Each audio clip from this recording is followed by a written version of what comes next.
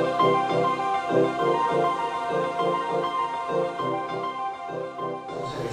from one of the major sort of industrial organisations in India. It's Tata Motors. So if you can ask the Tata Motors person to come up and give the presentation.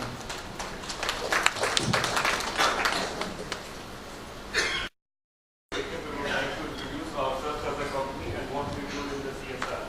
So we are the largest Indian automobile company. We are the top 10 manufacturers of commercial vehicles in the country, and through our manufacturing operations and our dealer network, we are present in almost all over the country. Now, if we say CSR and Tata Motors, it's giving back to the community is in the DNA of the company, and it is very evident by the first statement made by the founder of this company, which clearly says community is not a stakeholder. It's the very purpose of its of existence. And moving forward, our present chairman talks about bringing in our managerial capabilities, using our managerial capabilities for the betterment of the community. So our CSR program started in 1954 with the commencement of operations in Jamshedpur, and in the 6 decades we have got a range of success stories. For example, we have started All Women Cooperative Society, which has got turnover of 10 crores plus, and close to 1,000 women are working into it. We have eradicated incidents of leprosy from a place, so on and so forth. Health, education, employability and environment are our 4 focus areas of the CSR program. So what we do specifically under each and every focus area, in health, we are focused on eradicating bringing down the incidence of infant and maternal mortality through focused You are not able to hear. Yeah, it's a bit of restriction anyway. Okay, in health, we want to eradicate incidence of infant and maternal mortality by specifically focusing on malnutrition. Now, malnutrition as a cycle, it does not start or ends with the child.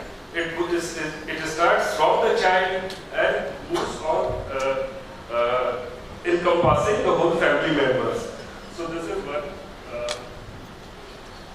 Then, in education, we are focused on improving academic performance of the students who are enrolled in the secondary school level. Though we will work on the primary school, but we feel that since in India close to 50% of the students simply drop out between 8 to 10 standard, it is all the way necessary for us to focus on to channelize our energy over there. Now, in skill building or employability, we are very much focused on providing best employment or generating opportunity for youth to have best employment through training them in automotive sectors. Thank you so much. Thank you so much. It is really tough for me to focus on. So yeah, we are very much focused on giving best employment to youth by training them in automotive sector. We know in upcoming slides we will see that there is a dearth of trained manpower in automobiles and in environment. Apart from whatever we do for climate change, we are also focused on increasing green cover and building awareness in the community members on the various environment issues. In a way, we want to create good citizens, we want to build nation. Reiterating it again, our major CSR programs are in under education, scholarships, under skill building, it's training of youth, for the employment, health, focus on malnutrition, so on and so forth. Now, our approach, we understand as a business organization that we can't do everything in isolation.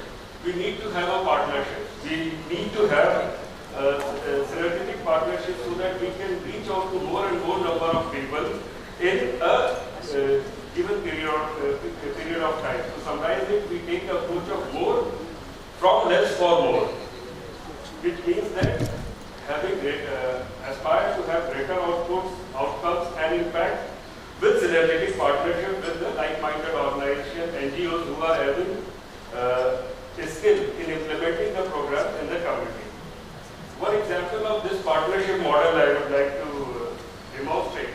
On one side you could see Tata Motors, which brings in the in-house capabilities. Say for example, in automotive sector, certainly we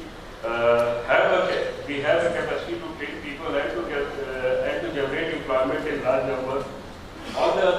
In between, we have the technical training institutes, ITIs, Government of India, which due to their sheer presence in the community, they are in position to mobilize youth or to train them in large numbers. Similarly, the government line departments, I can see a lot of banks over here, they help the candidates to start their life either as an entrepreneur or they can part fund for the same. Now moving forward, why at all we want to talk about employability, and we are on the case study was part of this presentation. So we took mechanic motor vehicle training as a case study for this presentation. By 2022, close to 35 million youths will be employed in automobile sector. Now, majority of them won't be required with OEMs, which is original automotive manufacturers. They will be required in the unorganized sector, say for example, Tata Motors. They will be required at our dealers end or might be at the end of our suppliers. Now, it's Lean or Learn and Progress is one of the programs. What we do is 50% of youth, the students in the secondary school education who drop out, majority of them reported that they drop out due to the financial constraint, and they end up earning or doing some menial job. They do not have real opportunity to gain a formal education. So to tap these people, we have come up with this program. Beauty of this program is during this training period, the student will not only have the formal education, but he will also be paid stipend. In a way, he will be employed right at the day when he graduates. And to ensure zero drop, we have greatly worked out to reduce the opportunity cost. Presently, we have engaged our dealers, and this program is going on in at 23 places in partnership with our dealers. Some 600 students are engaged into it. And in the next 3 years, we want to increase this number by 10 times. Moving forward, we also signed an agreement with DG, which is Director General of Employment and Training, to come up with the industry level, to develop industry level standard, which will furthermore benefit some around 1.2 million youths who are enrolled in various automotive courses in the industrial training institutes in the country. Now, just to end it, I would like to quote a statement by one of our founders. Every company has a special contributing responsibility towards people of the area.